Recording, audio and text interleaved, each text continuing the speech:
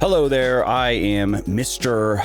Muscle for Life, Mike Matthews, and this is my podcast. Thank you for joining me today to learn about the relationship between body fat and metabolism and why the specific foods that we eat matter, how our food choices affect both of those things. And in this episode, you will be hearing from Dr. William Li, who is an internationally renowned physician, scientist, and author of the New York Times bestseller, Eat to Beat Disease. And in this interview, Dr. Li is going to talk about how specific foods can help you lose excess body fat, why body fat plays a crucial role in our health. Many people don't know that body fat is an organ, and there are very good reasons to maintain healthy types of body fat and healthy body fat levels. Dr. Li also helps dispel some common myths about metabolism, one related to metabolic rate as we age, another related to fast versus slow metabolisms. In this interview, Dr. Li also talks about specific foods and micronutrients that we can ensure we are including in our diet to improve our metabolism, or I suppose you could say support a healthy metabolism, and more. Hey, William, good afternoon. Thank you for taking the time to come and talk nutrition again with me. Thanks, Mike. Always a pleasure to be on. Yeah.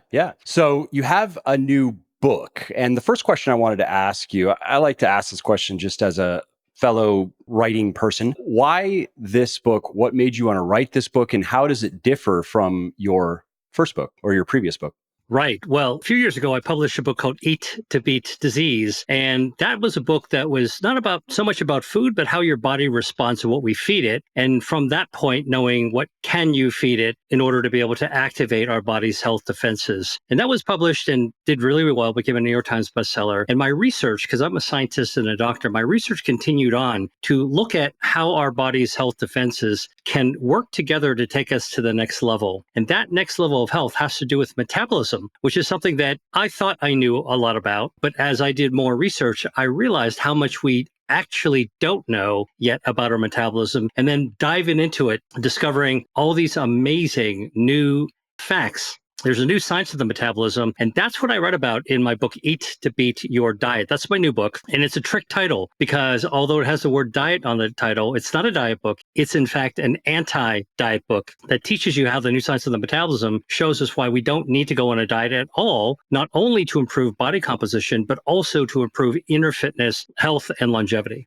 And so what do you mean by that? Because many listeners now are wondering, well, I guess, how do you define dieting? Like, let me give you some context. So a lot of people listening, when they think of going on a diet or dieting, and they think of improving body composition, which let's say that's reducing body fat percentage and maintaining or gaining muscle. That's the goal. They're thinking, okay, I'm going to ensure that I am consistently eating fewer calories than I'm burning. I'm going to eat enough protein to support my lean mass. I'm going to eat nutritious foods. And I would say maybe to the kind of informed, evidence-based lifestyle fitness person, that's what they think of when they hear the word diet. Is that what you mean, or are you referring to something else?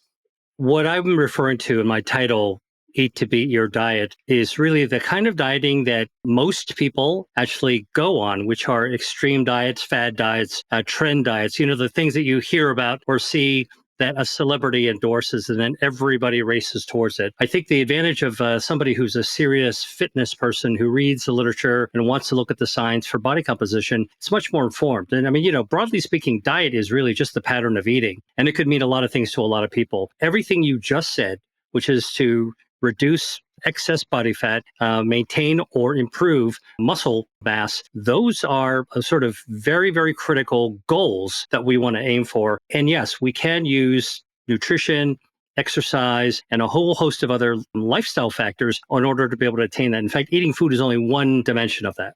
When you mentioned just a few minutes ago that you thought you knew a lot about metabolism, you really start diving into literature, you realize that there's a lot that you don't know, and that just there are so many questions because it's so complex, really, right? You look at everything that falls under metabolism, and that you made some surprising to you discoveries in your research. What are some of those things? Well, there are three basic areas where there are surprises. One, first area is really the assumptions that many of us make about what metabolism is and what what it must be like, especially as we get older and sort of over the course of our lifespan. The second area that was surprising to me, the category is really what do we know about body fat and metabolism? Because they seem diametrically opposed. You have too much fat, your metabolism goes down, and metabolism goes up, and your fat goes down. And so there's some really amazing and counterintuitive relationships I discovered. And the third thing really has to do with the fact that most people would assume that if you want to lose body fat, you want to eat less food. But in fact, it turns out that that's not categorically true either. There are specific foods that you can choose that if you eat more of those foods, you can actually burn down excess body fat. And so these three areas I felt were just so practical and yet surprising that it was worthy writing another book on it. And that's what Eat to Beat Your Diet is about. Can you talk more about those three things? Sure. Well, first of all, I'm going to throw out some of the common myths and misperceptions about metabolism based on what I learned. So many people, including myself, used to think that, individuals are born with either a slow metabolism or a fast metabolism. And that's why some people struggle with food and their weight throughout the course of their lives, and other people don't. How many of you have heard that, oh, my sister was so lucky. She was born with a fast metabolism. She could eat anything. Me, I've had to struggle and I've had everything. If I look at food, I actually gain weight. That's actually one myth. Turns out to be completely not true. Turns out that every human is born with the exact same metabolism. Metabolism's like an operating system in a laptop that you buy out of the computer store. So, Mike, if you went to your local computer store and I went to mine, we bought the same model of laptop, plugged it in, booted it up, the operating system in our laptops would work exactly the same way out of the box. And that's exactly how humans are. And it makes a lot of sense because, for example, out of the box, when we're born, our heart works the same way, our brains work the same way, kidneys work the same way. Turns out our metabolism is kind of an operating system in our body. And then this leads then to say, well, what do you mean by operating system? Isn't it sort of infinitely complex in terms of what metabolism is and all the factors that can influence it? Yes, it is. But I think the deeper we understand a system in the body, the clearer it is sort of on a macro level, how it works. And then how do you actually think about it? It's a structure and function in an operational way. So here's what we're really beginning to understand. Our metabolism is, simply put, a way that our body takes energy that is introduced and stored in our body and converts it into power to drive the engine of our body to go do our activities of daily living, to specific types of activity, whether you're working out, whether you're training, or frankly, any goal, running to catch an airplane. It's very similar to, I use the analogy when I'm teaching now about this, like driving a car. Most of us drive cars. We don't think about it, but our car has a very complicated process to take fuel in our gas tank and power up our engine so we can actually get from point A to point B. And we generally don't think about our fuel except in one situation. And that is when the fuel tank runs low, the fuel gauge runs low, we pull our car over to the gas station, we fill up the tank gets filled, clicker goes on in the nozzle, get back in the car, don't think about it again until the next time. Well, it turns out that our body our metabolism runs in a very similar way. We put food in our body in the form of, which is fuel, that there's a name for the fuel. It happens to be calories. The fuel that we store are used to power the engine of our body. Whenever we have excess fuel, which is a good thing to have fuel, it actually gets stored in our adipocytes, or our body fat, the cells of our body fat. So as long as we don't overeat, our fat cells actually are really useful, because they not only are they a cushion in our body, but they're actually fuel tanks. And there's more to that story of what fat actually does. We don't have a physical tank that we can follow at the meter. That'd be useful, though.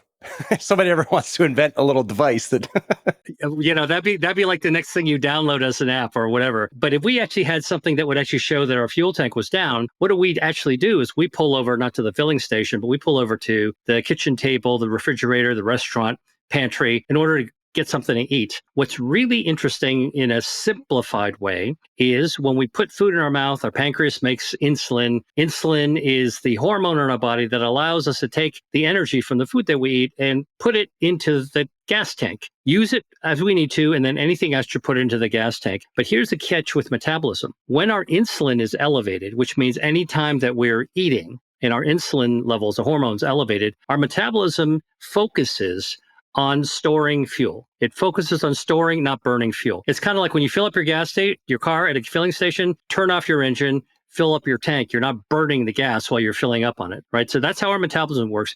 When we're not eating, okay, our insulin levels go down. And when our insulin levels are down, our metabolism switches gears to say, all right, we're not storing anymore, let's burn. And when we're burning, we can actually burn down extra fuel, including the fuel that was stored in our body fat. In a very simple way, using the analogy of the car, like a car, we need to fill up periodically. The quality of the fuel matters. If you put really crummy fuel in your car, it'll survive, it'll be drive just fine for a few times if you do it every now and then. But if every single day, week after week, month after month, year after year, you are continuously putting crappy fuel in your car's not going to run as well as somebody who's takes the time to maintain their car with high quality fuel. So the quality of your calories does really matter. Not all calories are created the same, as the old saying, but that's where the type of food that you eat actually makes a big difference. Number two, just like a car, if you overflow your gas tank and the fuel comes running down the side, around the tires, around your feet,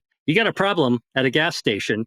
You're standing in a dangerous, toxic, flammable mess. Now, in our body, we don't have a clicker to stop the fuel from going into our body. We just keep eating. And that's why overeating can be very, very dangerous, because when we overeat, our metabolism is in fuel storing mode. It'll store it into a fat cell. And a single fat cell, which is microscopic normally, can grow 100 times in size when you stretch it out with fuel. And if you keep eating, your body will go, oh, you're not done eating yet? All right, let's stuff some more 100 times. Oh, still more food? Let's go stuff that up. Now you run out of fat in your body.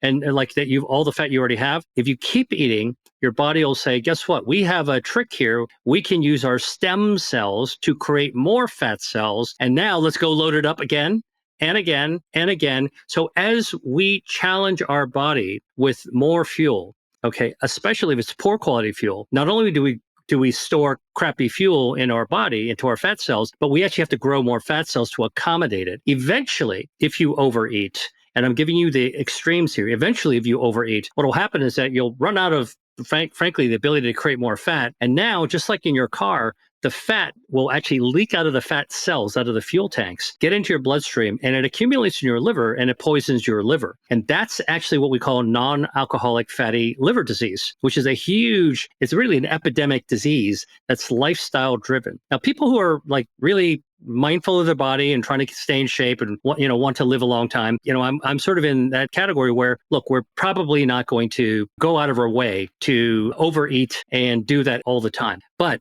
I would say it's really amazing how many people do live their lives that way. And even for those of us who are very mindful of our fitness, it's easy to slip into that. If not now, then down the line, because that's a habit that is really vulnerable to when we get distracted and when we live in a society of abundance. Do you want to transform your body, but you just can't seem to break out of the rut?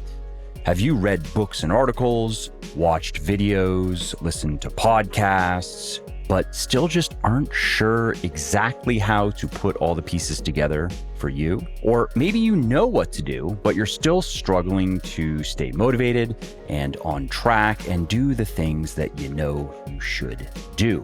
Well, if you are nodding your head, I understand. Getting into great shape is pretty straightforward when you know what to do, but it's not easy. It takes time. It takes effort. It takes grit.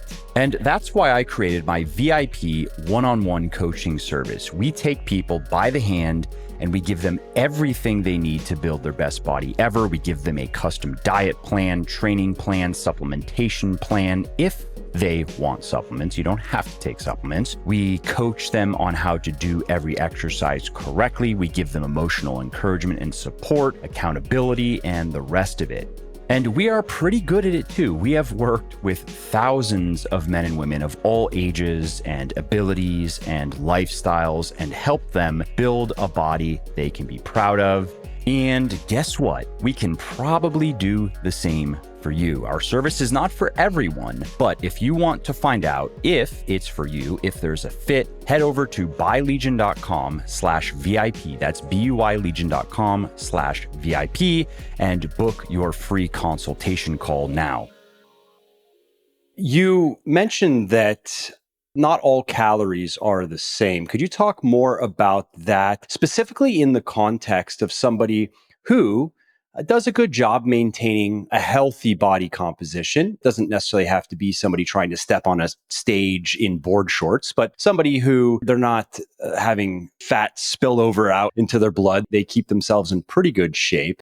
Yeah, I'd love to hear some more details. And I think a lot of listeners would find that interesting because I think if people ask me about food choices in particular, like, yeah, they understand eat some vegetables, eat some grains, eat some fruit, eat some lean protein. That's fine advice, but I feel like you can take that a bit further to kind of make more optimal decisions than just, I guess I'll just grab some random vegetables. Right, right. Well, look, for the audience listening to this, I probably don't need to say that, if you were to say X number of calories in a candy bar and take X number of candy bars in a salad, that there's a difference, a qualitative difference between the quality of the calories between a candy bar and a salad, right? That's kind of a no-brainer. However, here's where it gets more interesting. Even within that salad, if you were to pick apart the pieces of the salad and lay them out on the table and start comparing, even within healthy foods, you can actually say that the same number of calories have different properties. They're not all created equal. So if you were to pick a number of calories that you want to take a look at, and you were to say, how about let's eat broccoli with that number of calories, okay, a broccoli dish, versus let's eat a dish with mushrooms with those calories. Now, I'll tell you what's really interesting is that the same number of calories, two different vegetables, as just an example, I can tell you the science of what food and medicine is now revealing, and this is my work of research, that in addition to the calories, because that's just a unit of measure that you're using, but looking deeper into the broccoli contains sulforaphanes. These are natural sulfurous chemicals that activate our body's metabolism. They activate our body's health defenses, can activate your immune system. And we know even how it activates your immune system. It causes your body to produce more protective antibodies that line your nose and your throat. So whatever you're breathing in, inhaling, is less likely to cause an infection. That's one of the unique properties of, say, broccoli. And it's actually that whole category of foods like broccoli, Brussels sprouts, bok choy, and so on and so forth, Swiss chard. Now, same number of calories, okay, same calorie number. Let's look at mushrooms. Mushrooms don't have those sulforaphanes. Mushrooms have something called beta-D-glucan. Food is medicine research, okay? What you need to know, don't worry about memorizing all the different substances, but beta-D-glucan does something really amazing. It feeds your gut health, all right? It feeds the gut bacteria. Your gut microbiome becomes healthier. And that's good because when your gut is healthy, your gut bacteria is healthy, it lowers inflammation in your body. Inflammation actually can accumulate when you've got too much body fat. It can also, it can actually counter your own efforts in order to become fitter. And so by lowering inflammation, you do something good for you. The other thing that beta-D-glucan goes for a group that's interested in fitness, for example, is that beta-D-glucan, in addition to supporting gut health, stimulates stem cells in your body to grow. So it'll call out stem cells like bees coming out of a hive, and those stem cells will then start to repair, regenerate, and rebuild muscle. It does it by growing blood vessels to feed new muscle cells. After you're working out, you're breaking down muscle. It has to repair and rebuild itself. The more stem cells you put out there, better it's actually going to regrow. So in fact, it enhances your fitness. So we just talked about two different foods, okay, that are healthy, not unhealthy, that have the same number of calories, by an example. Okay, I didn't pick a number because that's not what we're talking about, but they have two inherently different properties that do different things. Now, the one commonality, by the way, that both of these foods do is both the beta-D-glucan and the sulforaphanes in broccoli, they can turn on your metabolism. They light up your metabolism by fighting extra harmful body fat. And how does that work? Because I know that people listening, again, that's one of those things I'm sure they're like, tell me more about that. Yeah.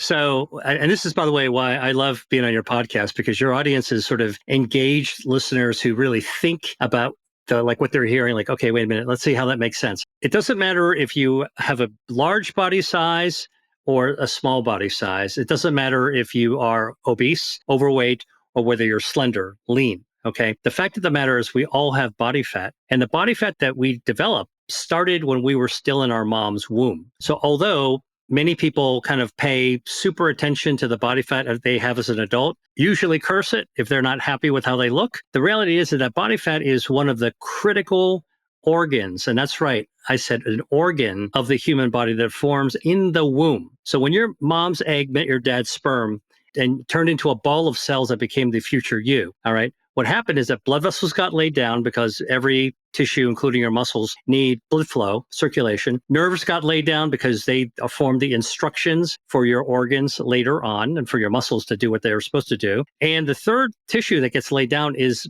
body fat. Now, the body fat in the womb looks like bubble wrap.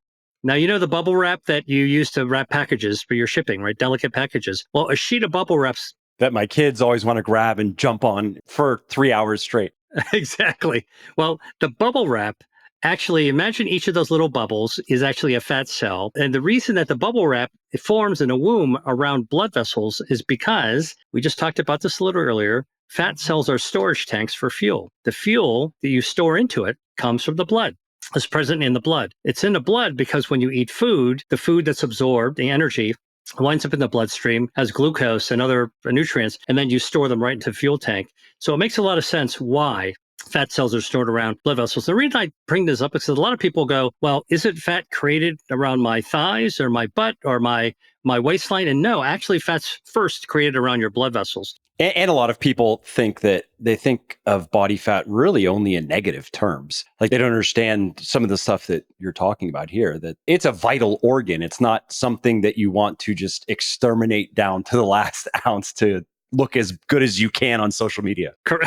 Correct. So what does our fat do? I mean, think about it. We might not like our bodies, how our bodies look when we're adults and we see body fat, but body fat can't be all bad because when we see body fat on a baby, we smile, right? That's what's characteristic of every baby. Pudgy pot belly, big cheeks, arms and legs that are fat. They look like the circus balloons that a clown makes, to make a poodle out of. If you saw a baby that was chiseled with definition, cheekbones, long, thin arms, long, thin legs, rippling, you'd be like freaked out.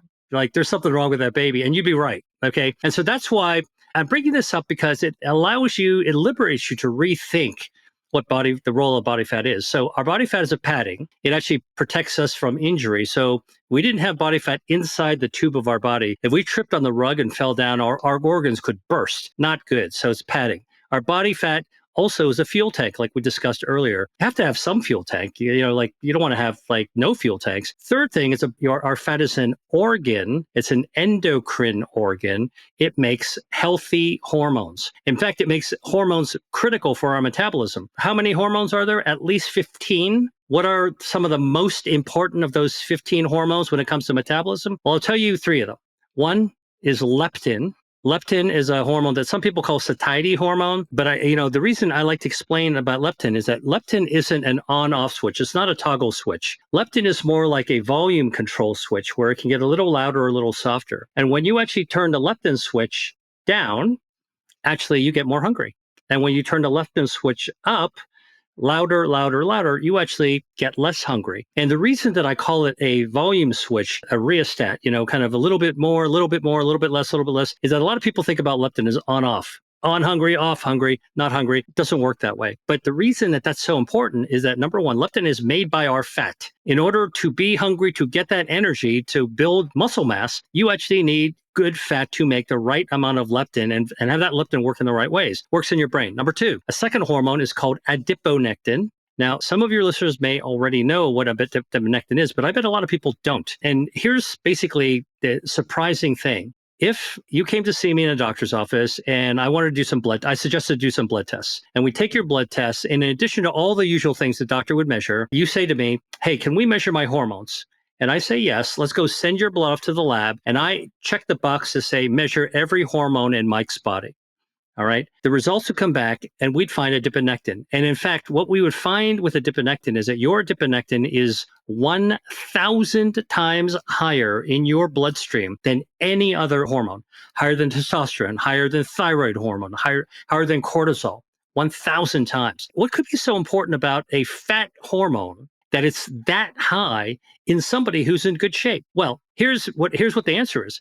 It turns out adiponectin made by fat allows insulin. It collaborates with insulin in order to draw energy more efficiently into your cells. So when you actually eat food and you want to get that glucose, you want to get all that energy into your cells, okay, you need adiponectin to help your insulin do it better. If adiponectin is low, it doesn't matter what your insulin is, it's not going to work very well. So you're not going to be efficiently using your energy. So people who are like, working out, trying to, they really want to be fit, if you don't have your adiponectin sort of in good shape, no matter what you do with your insulin isn't going to work the same way. So that's the gas pedal for efficiency of energy for metabolism made by healthy, good fat. There's a third one called resistin. So if adiponectin is the gas pedal, let's get into the fast lane. Let's go fast for energy. Resistance, the brake pedal. All right. Oops, you got a truck coming up ahead. Let's slow down. So adiponectin, more faster energy absorption. Resistance, slow it down just a little bit. All right. These three hormones, by the way, with normal, healthy amounts of body fat, function perfectly. This is the operating system. Now, if you don't have enough body fat, if you go way low, like 3%, okay, or even lower, what you do is you disturb the amount of fat's ability to make the leptin, make the adiponectin, make the resistin. And now your metabolism is not going to function very efficiently. You've just gone off the grid. That's like going into the sand trap. On the other hand, if you actually grow too much body fat, the same problems actually happen, but on the other direction. Way too much fat, fat mass, which you want to get rid of, actually makes the center of the fat die. It doesn't have enough oxygen. When the center of the fat is oxygen starved, it behaves like a tumor, like a cancer. Inflammation starts to happen because it's dying. And that inflammation plus extra body fat screws up your hormonal function. Now, your body fat doesn't make the leptin, adiponectin resistant the right way. And your metabolism is going, wait a minute. Am I hungry or not hungry? I can't tell anymore. I don't know what my leptin's doing. Your metabolism's going, should I be making more adiponectin should energy be more efficient or not? They're so inflamed in here, I can't tell. And resistant goes, well, should I stop or start? Should I be slowing down or not? I don't know what to do. So this orchestra of hormones that plays a symphony for health and for your energy, your metabolism goes out of whack on both sides of that equation, which is why, you sort of want to tame your fat. You want to get it down to lower levels while you're building muscle mass, but you want to stay away. In bodybuilding, a lot of people go way low with their body fat. That's where you actually tip it aside. And this is an example of where the role of fat, we have to respect our fat. We need it to do its thing. And so I'll pause there, but there's some other really interesting aspects about body fat where you can use good body fat to burn down extra harmful body fat. Yeah, I'd love to hear about that. But before, I just want to follow up with a couple questions. One being, correct me if I'm wrong, but my understanding of at least the research I've read on leptin is those problems and adiponectin and resistant, like what you just described, that metabolic pell-mell that can develop, that it starts to become a problem. And I just want to mention this for listeners, and you can correct me if I'm misunderstanding something here, because in the fitness, especially people who are really into fitness, you probably see more people getting inappropriately, like getting too lean rather than remaining too fat for too long. And in men, for example, you really start to see these effects probably at somewhere between 7 and 8% body fat is when there is a now material difference and things are materially worse. And certainly when you start getting down towards stage lean 4 or 5%, your metabolism is almost broken compared to how it runs normally. Is that correct? And the reason I want to say that is because I know that there are a lot of men, they look at 7% body fat and they go, all right, that looks pretty cool. And I agree, it looks pretty cool. And it's not necessarily wrong to do, my opinion. Again, curious to hear yours. If it's going to be okay, you want to do it to do a photo shoot or for a short period of time, you're not going to cause long-term harm, but to try to stay that lean is not smart. And in women, same thing. It's just probably, my understanding is probably around 15, 16% body fat in women is when it starts to become a problem. What's your opinion on that? It's true. Men and women both have that problem. If you go below the threshold for a healthy body fat, I would say, everyone always asks me about like, what's the number that people should aim for? Yeah. And that, of course, was going to be one of the next questions because people ask it. Yeah. Well, it actually has to do with a lot of factors. There's no one size or one number that fits all, even though it's our nature to want to know what that number actually is. But I'll tell you, like in men who actually go to extreme low levels of body fat, studies have shown not only does testosterone actually decrease, which is one of the visible effects of going way low with your body fat, but the other thing is your heart rate also lowers.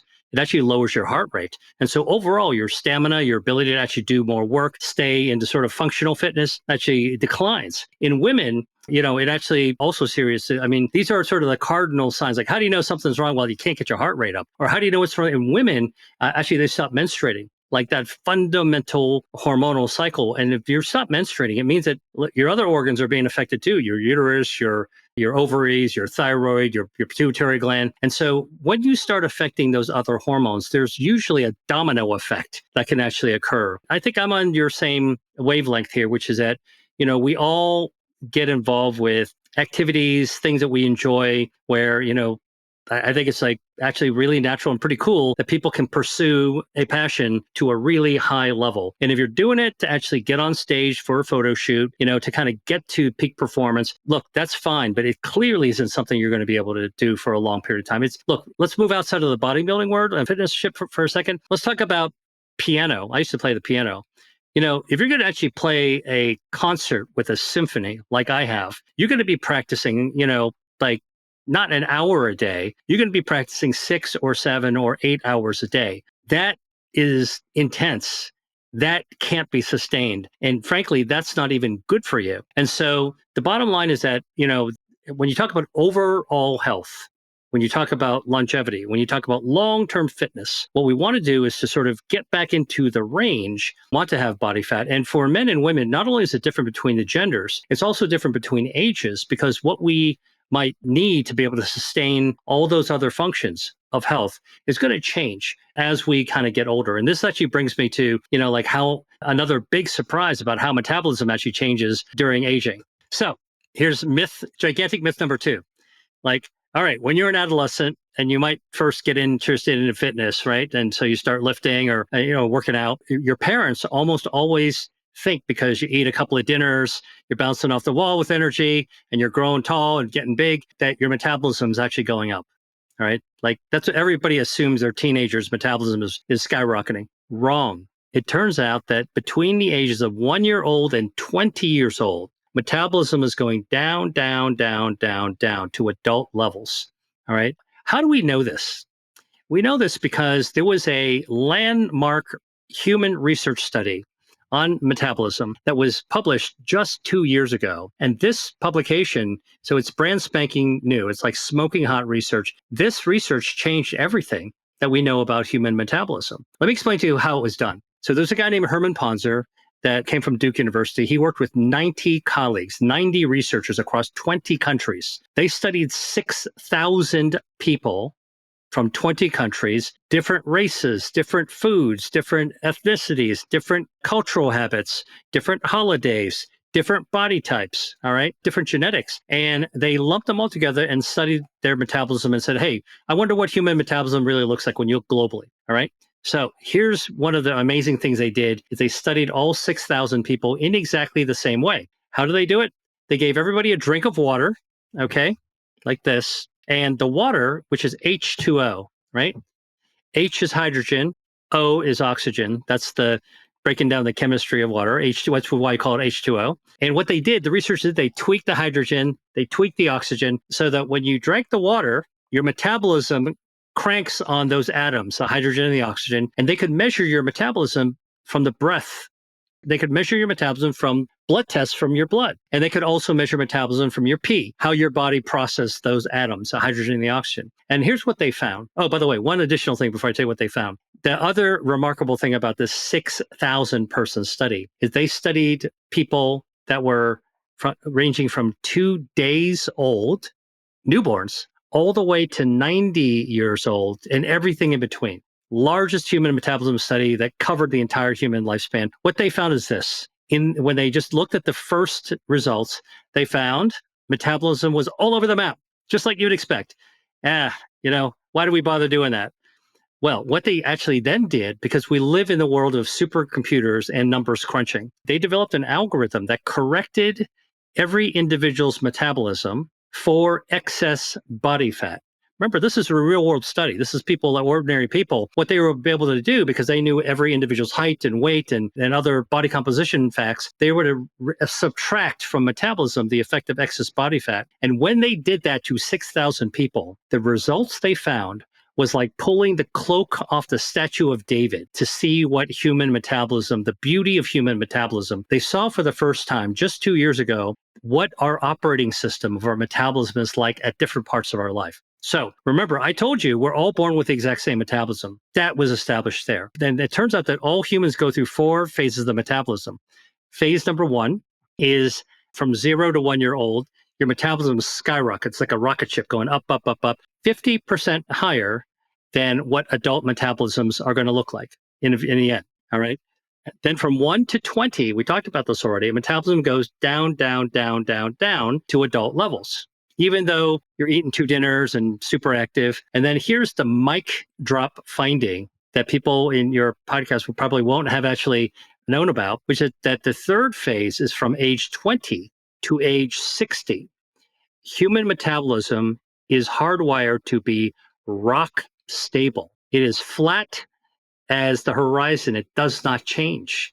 All right. And so our metabolism doesn't automatically slow when we hit our 40s or 45. It doesn't actually automatically slow when we hit menopause.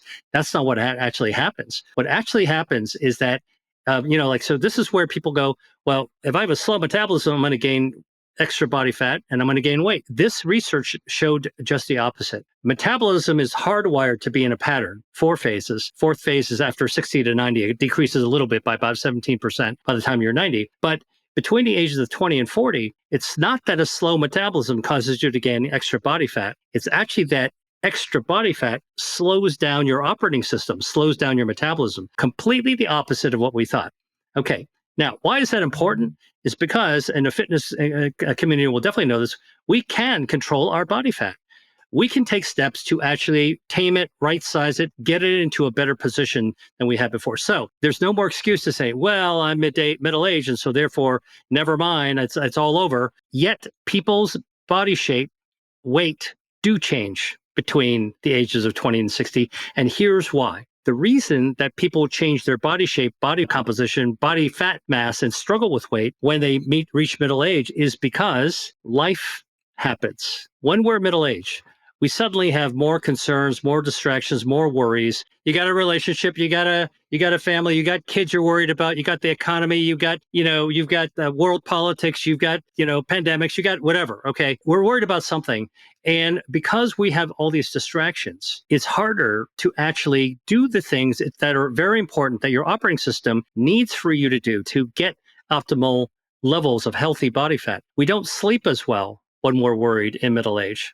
Okay. You need good sleep for your metabolism to burn down harmful body fat while you're sleeping, while you're fasting. Okay. We actually also oftentimes don't have the same amount of time to be physically active. I'm not talking about having a trainer to work out. I'm talking about just staying physically active. I mean, a lot of people just go, oh, man, my day was so hard.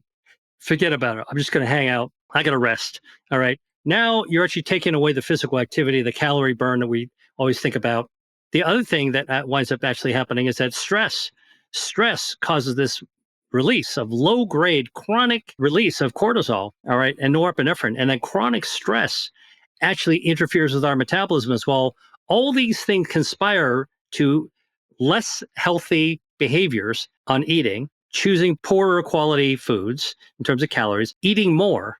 Okay, we're more prey to actually eating more, choosing the things, being more vulnerable to the marketing that food companies actually try to sell us on their foods. Okay, I'm just going to hang out with my friend and we're going to eat our favorite foods when we were kids. All that stuff can actually derange, cause that kind of mayhem in your metabolism. And then what happens is you start to grow body fat. And when you grow body fat, it slows down your metabolism. And now you're into a spiral. That's actually what happens. But the empowering thing that I write about in my book, Eat to Beat Your Diet, is that once you know that our body is hardwired to perform at a very optimal level, and what we do, the choices that we make can influence the amount of body fat to lower it so that we can actually unleash our inner metabolism, that becomes a point of empowerment to be able to make good decisions. And can you talk about muscle gain and how that impacts metabolism? Because that's very relevant to a lot of people listening. Because and I want to come back to another question regarding nutrition metabolism, but we can make good nutrition choices. We can regulate our energy balance to make sure that we don't have excess body fat. And then we can also gain muscle, though, right? You've mentioned that a couple times. muscle is key to healthy physical functioning and probably healthy for healthy mental functioning, brain function as well. You got to think about what's in muscle. All right. Muscle contains, first of all, it's a protein mass, but more than that, it's also at the source of our circulation. The more muscle we have, the more circulation we have. The capillaries that we see, like if you cut your skin like a paper cut, you have a little blood. That's nothing compared to when you cut into muscle. It bleeds like stink because it is so rich with blood. That's why muscle actually is red. If you look at a steak, that's basically why the color of the steak is red. It is packed with hemoglobin, very rich with blood flow. That blood flow is critical for healthy metabolism. Those blood vessels help everything, all those energetics to actually function in completely healthy ways. Now, the other thing is that muscle also contains nerves, packed with nerves, which is why muscles twitch. And so the ability to actually have good response, agility, all those actually functions also are found in your muscle. The muscles also, by the way, an organ system that releases its own hormones. Those hormones feed back to our brain, feed back to our body fat to help to maintain homeostasis. It's kind of like helps the gyroscope of our metabolism run smoothly as well. So for all these reasons, particularly when we get older, I mean, look, if you're talking about either a man or a woman over the age of 50, the reason they should be focusing on muscle mass isn't stage performance. It's really actually to be able to maintain their physical fitness for the long haul. When you're 20 years old or 30 years old, you might want to look good in front of a camera. When you're 50 or 60, you want to look good for the rest of your story.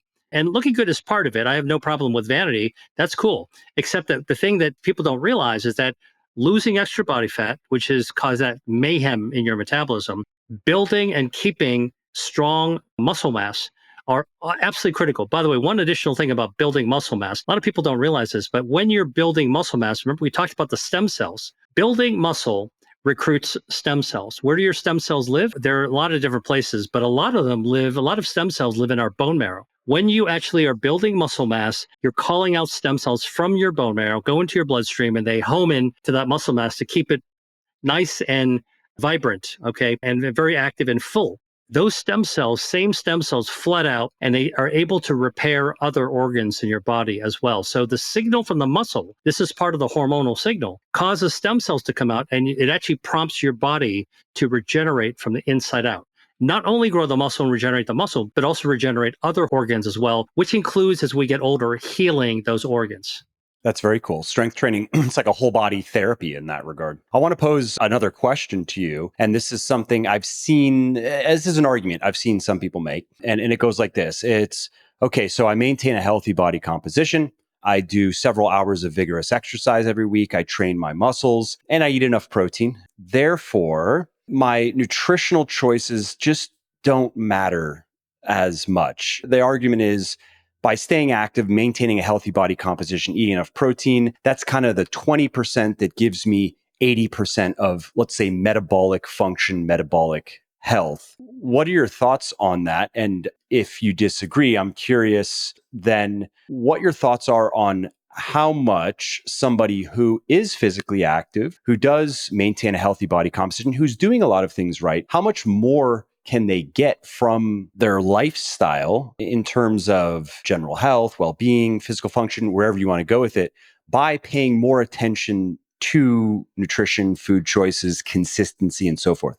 I agree that the macro calculation, the calculus that you described on a macro level does make sense, that 80-20 rule, but that's macro. What we're moving now in this sort of new era is getting down to the micronutrients. And that's where those differences, that's where the subtle food choices actually can make a huge difference and in ways that you may not have thought about. So you do the calculation of in your pie chart of what you want to get, from your protein, your carbs, and your fats, figure that out. But now take a look at your calories. And remember, we talked about like the broccoli and the mushrooms. Let's go a little bit further.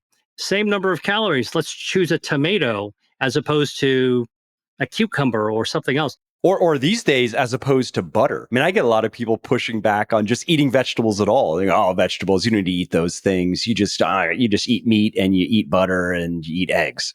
Right. Well, look, I mean, again, you can do anything you want when you're young for a little while, but you're not going to be eating butter and eggs and steak, for your whole life as a staple and expecting that your engine is actually going to run that well. Here's the thing. Let's just go within the vegetables for a second to give it. I told you that broccoli sprouts can improve your immune system. By the way, by threefold. That's a big one. I told you mushrooms actually can improve gut health as prompt regeneration. Look, that's the fine aspects. And for people who really want to be fitness, that's fine tuning. Don't you want even better muscle regeneration, muscle growth, not just any muscle growth? Like, again, that's why it's macro versus micro. We can get to the micro now. You want to be optimal. You want to think about that. What about tomatoes? Well, I got lower body mass. Let's sculpt that even further. Tomatoes contain something called lycopene. Lycopene is a carotenoid. It's what makes tomatoes red. It's what makes watermelon red as well. And lycopene happens to be a natural chemical that loves to dissolve in oil and fats. In fact, we call it it's a lipophilic. It likes to dissolve in fats. So when you're actually cooking tomato sauce, if you cook it with in olive oil and you eat the tomato sauce in olive oil, your body will absorb more lycopene. So even how you eat it and how you prepare it will make a difference in terms of those micros. I didn't quarrel with the macros at all. It's the micros that I think are really, really interesting. And it's being shown in humans. Lycopene into your body, you know where it goes? Lycopene, because it loves to dissolve in fat. When you swallow it, it gets absorbed in your bloodstream. Lycopene will naturally home in, like a heat-seeking missile, into your body fat. Like, in fact, this has been studied in women at Tufts University. Where does the lycopene from food that you eat go first? It goes into your belly fat. Then it goes into your thigh fat. Then it goes into your butt fat. And once it's in your fat, it activates these processes to burn down harmful body fat and transform that fat into a healthier, it takes white fat and turn it into brown fat or beiging. It actually starts to create healthier levels of fat. Again, these are the fine points already now established in human research. This is not theoretical. It's not, in a lab with mice. This is actually, we're seeing this in people. So on the fruits and vegetables alone, for example, that's how you get some of these fine points. Now, let's just go beyond simple metabolism and muscle mass and regeneration. Look, athletes who eat like a cup and a half of blueberries on a regular basis while they're training. Now, I don't know if you know this, but after you compete, like on a marathon runner, when you're done competing, an intense competition, intense workout, there's a short period of time after the workout where your immune system takes a dip. You actually become more vulnerable to getting sick after you do an intense workout. If you want to actually protect yourself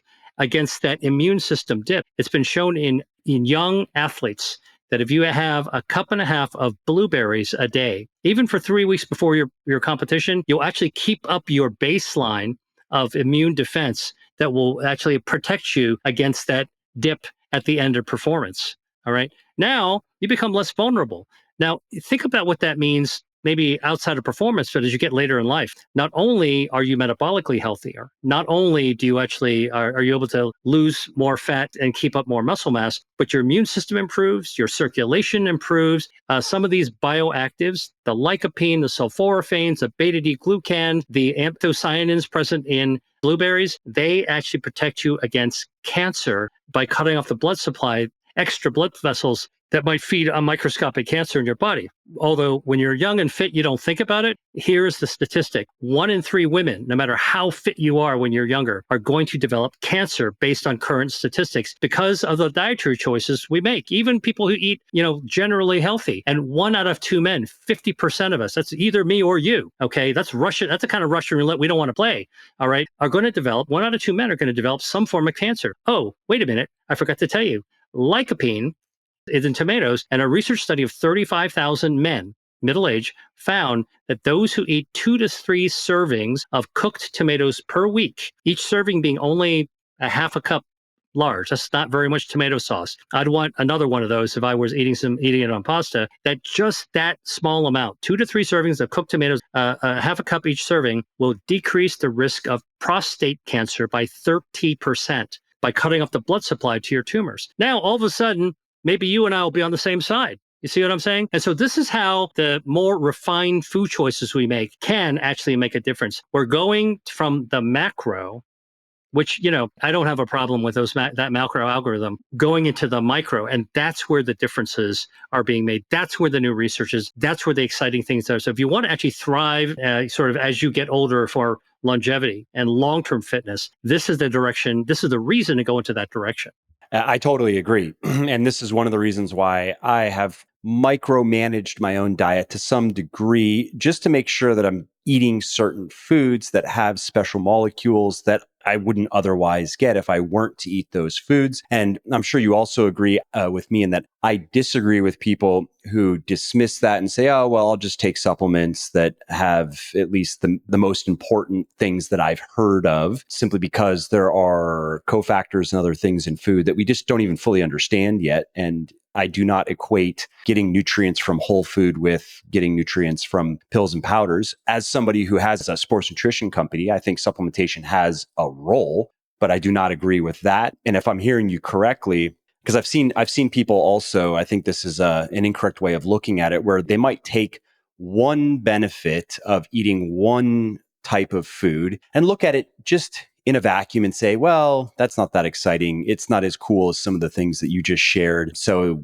it's not really necessary. And then maybe take another individual ingredient and dismiss that because it doesn't wow them with whatever research is available. But if you look at the cumulative effect of doing these things you're talking about, adding a lot of these different foods, and you describe many more, I know in Eat to Beat Disease, and I'm sure that you've expanded on that in Eat to Beat Your Diet. And so when you look at the cumulative effect of eating, strategically eating, intentionally eating a lot of these foods, my argument would be you are much healthier. Your body is, your metabolism and really every important physiological process in your body running at a significantly better rate or in a significantly better way. Would you agree with that? 100%, period. That is actually so spot on in terms of everything that all the science has shown us. It's impossible to replicate the complexity of whole foods. Supplements can be really valuable, but how I look at supplements is really to be true to the actual definition of the term. Supplement is to top off. I mean, I say that as somebody who sells something. They are supplemental by definition. Let's just start there. Exactly. They're top offs. They're supplemental, whole foods plus supplements. You get the whole package. That's actually what you really want to go for. I mean, it's just exactly where everything is going. So no, I think you're absolutely correct about that. Can we finish off with supplementation and hear your thoughts on, let's say given the context of somebody who is eating a variety of nutritious foods, maybe they've even, like us, they've specifically chosen certain ones, but where can someone like that who's really trying to be conscientious benefit from supplementation? All right. The range of supplements that are being sold is legion. There are so many supplements out there. And one of the simplest examples of supplements that were life-saving going back almost 100 years were vitamins. Before we actually knew how to create vitamins, vitamin deficiency was a major cause of rickets and people's teeth falling off and their bones were weak. I mean, forget about, staying in physical fitness and actually getting into great shape. People couldn't even maintain their vitamin stature, their essential vitamins in the body. So that's at the most elemental stage, a useful kind of supplement to take. Multivitamins are just sort of an insurance policy to top off whatever it is that your food might not have actually given you. But we've actually gone a little bit further now to take a look at things that actually can do a little bit more. Like we know that vitamin C, which has a lot of lore around building up your immune system, probably has its greatest impact for lowering inflammation in the body. Now, inflammation, look, you want a little bit of inflammation. If you want to heal your wound, you want to get rid of some infections in your body, of course. But you don't want to actually have chronic inflammation out there, kind of like chronic inflammation is like a forest fire that's burning just on the bottom parts of the forest. It's at some point it's gonna rear up and turn into a gigantic problem for you. And so vitamin C is a great supplement, as an example, to be able to lower inflammation in the body. So you work out, you're actually getting some inflammation, your muscles are growing, stem cells are coming out, all those good things. Maybe have some mushrooms or beta-glucan food-containing foods. Chocolate, dark chocolate, cacao will also do something beneficial like that. Black tea will also do the same, something similar for regeneration of muscle. But now what you do is you take some vitamin C to lower some inflammation. Another vitamin that will do something really powerful is vitamin D3. And it turns out D3, which is made actually in our body when sunlight hits our skin, a lot of us living around the world don't get enough sunshine. Now, if you live in the Southeast, you live in South America, live in California, or live in Colorado, you might actually get a lot of sunshine. But the fact of the matter is that many people don't. And we live now in our human culture is mostly indoors, right? So we're not getting as much as our relatives, 10,000 years ago used to get by being outside all the time. So many people are deficient in D3. We're beginning to understand D3 has some powerful impacts to protect us, improves our immunity against bacteria infections. By the way, even at the very beginning of COVID, of the pandemic, when people were dropping dead like flies, you remember seeing those videos of people at bus stops that are falling over and dying. Almost all of those people, when in large studies and looking back, they were vitamin D3 deficient. They were just more vulnerable. So for long-term health, vitamin D3 is actually really, really important. Now, it turns out that dietary fiber is something we're also not often eating enough of. And you can actually get dietary fiber in supplementation, and you can actually have probiotics that contain good bacteria. And although there's a big probiotic market out there, I study the microbiome, so I know a little bit about this space. It's, many probiotic products kind of come across like, I'm the one. That's the only one you need.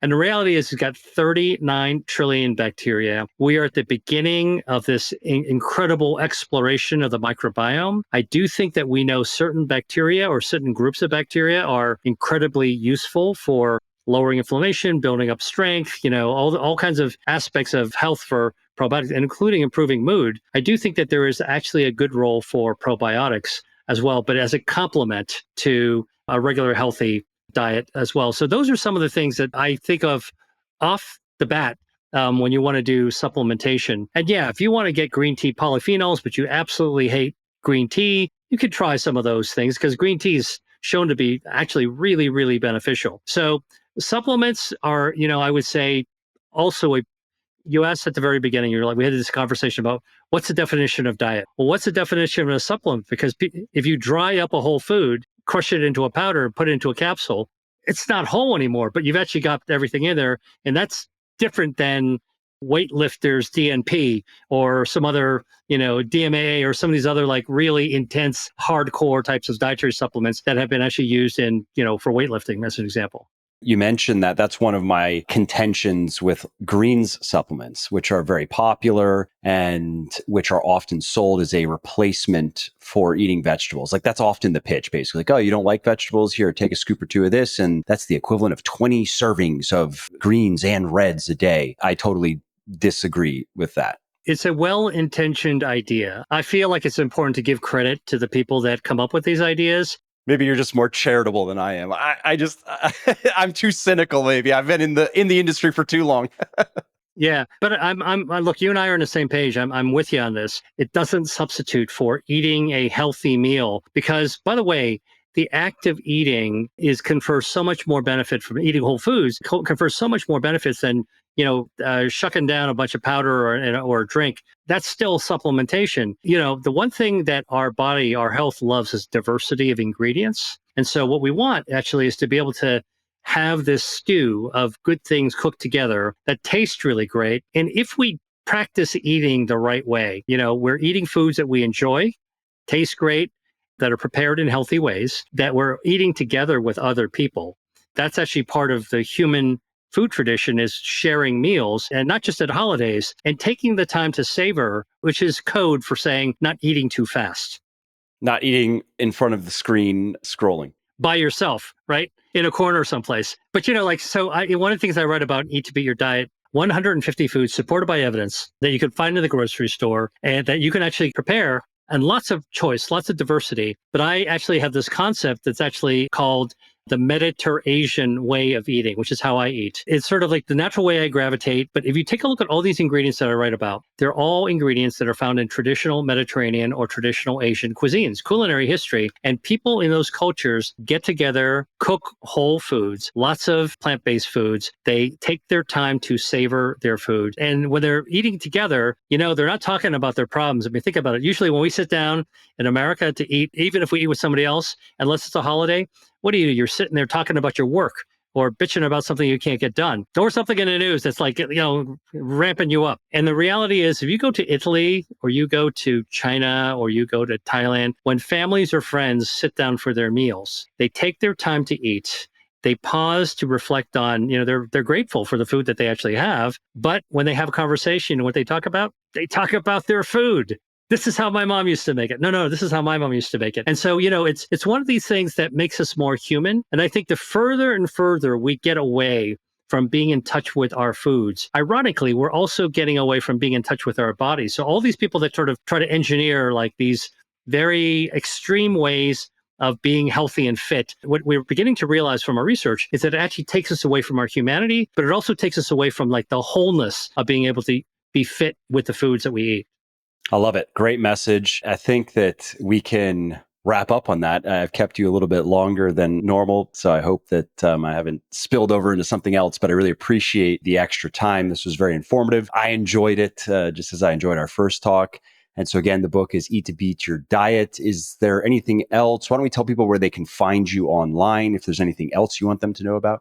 Yeah, well, sure. Well, first of all, you can buy Eat to Beat Your Diet anywhere books are sold. And if you want to come learn more about what I do, the science I'm working on, just come to my website. It's drwilliamlee.com, Dr. William Lee. And my handle is the same, at Dr. William Lee. Sign up for my free newsletter.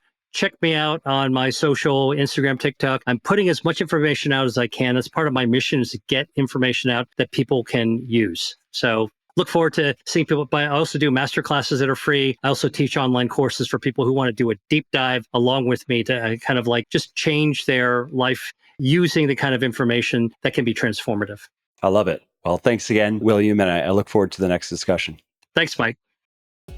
Well, I hope you liked this episode. I hope you found it helpful. And if you did, subscribe to the show because it makes sure that you don't miss new episodes. And it also helps me because it increases the rankings of the show a little bit, which of course then makes it a little bit more easily found by other people who may like it just as much as you. And if you didn't like something about this episode or about the show in general, or if you have ideas or suggestions or just feedback to share, shoot me an email, mike@muscleforlife.com, muscleforlife.com, and let me know what I could do better, or just what your thoughts are about maybe what you'd like to see me do in the future. I read everything myself. I'm always looking for new ideas and constructive feedback. So thanks again for listening to this episode, and I hope to hear from you soon.